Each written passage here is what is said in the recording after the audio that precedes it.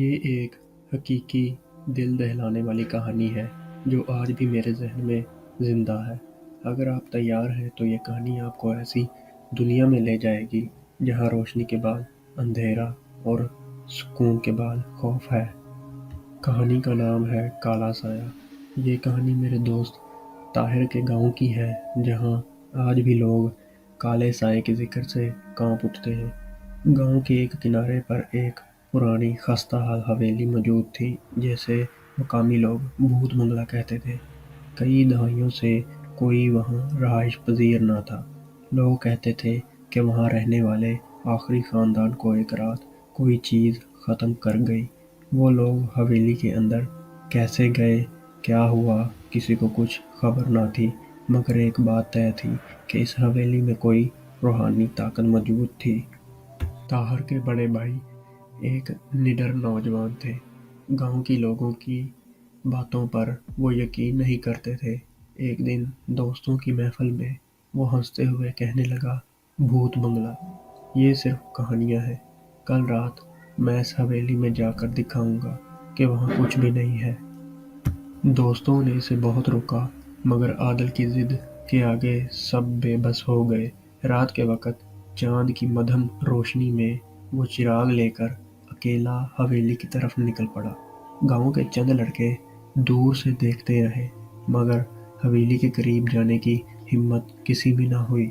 عادل نے جیسے ہی حویلی کے مرکزی دروازے کو دیکھا، دروازہ چیختا ہوا کھل گیا۔ اندر ہر طرف جالے دھول تھی، فضا میں عجیب سی ٹھنڈک تھی جیسے کوئی چھپا ہوا سانس لے رہا ہو۔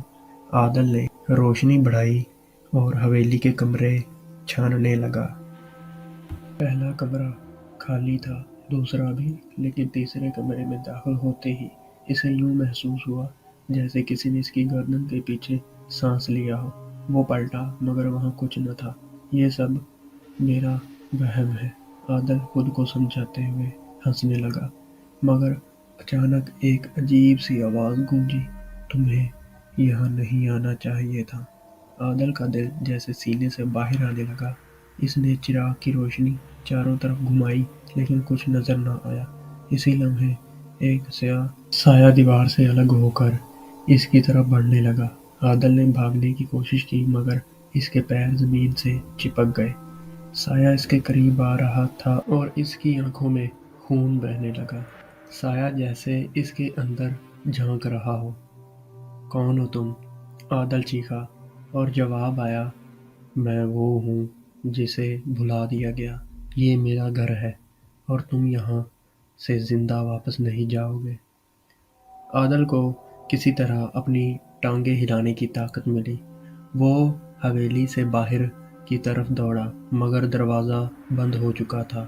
چیختے چلاتے ہوئے اس نے دروازہ توڑنے کی کوشش کی اور کسی طرح گرتے پڑتے باہر نکل آیا۔ اگلی صبح گاؤں کے لوگ عادل کو بے ہوش حالت میں حویلی کے دروازے کے پاس پڑا ہوا پائے۔ اس کا جسم کانپ رہا تھا، وہ بے بس تھا اور ایک ہی جملہ دہرا رہا تھا، وہ ابھی بھی وہاں ہے۔ عادل کبھی بھی اس واقعے کے بعد نارمل نہ ہو سکا۔ اس کی آنکھوں میں مستقل خوف تھا اور وہ بار بار کہتا، کبھی اس حویلی میں مت جانا، وہ زندہ نہیں چھوڑتے۔ آج بھی گاؤں کے لوگ سورج غروب ہونے کے بعد اس حویلی کے قریب نہیں جاتے۔